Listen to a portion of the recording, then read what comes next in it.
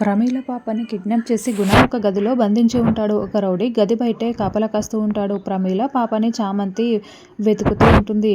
అప్పుడే ఆ రౌడీని గమనించిన చామంతి, ఈ రౌడీ ఇక్కడ ఉన్నాడంటే ఖచ్చితంగా ప్రమీల గారు లోపలే ఉండి ఉంటారు అని వెయిట్ చేస్తూ ఉంటుంది.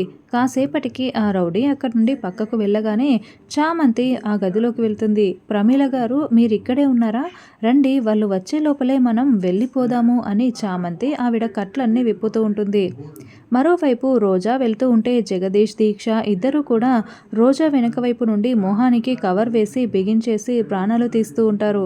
దాంతో రోజా విలవిలలాడిపోతూ ఊపిరాడక కొట్టుకుంటూ ఉంటుంది. చామంతి ప్రమీలని తప్పించి తీసుకువెళ్తూ ఉంటే అప్పుడే గుణ రౌడీలతో సహా అక్కడికి వస్తాడు.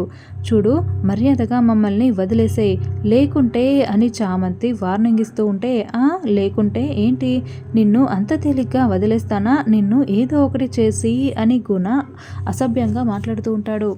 ఏయ్ నిన్ను అంటూ చామంతి గుణ పైకి వస్తూ ఉంటుంది. అయితే గుణ వెంటనే చామంతి చెంప పగలగొట్టడంతో చామంతి విసురుగా కింద పడిపోతుంది. ఉన్న పలంగా చామంతి స్పృహ కోల్పోయి ఊపిరాడక కొట్టుకుంటూ ఉంటుంది. మరోవైపు దీక్ష, జగదీష్ దారుణంగా రోజాని చంపుతూ ఉంటారు. రోజా కూడా అక్కడ ఊపిరాడక కొట్టుకుంటూ ఉంటుంది.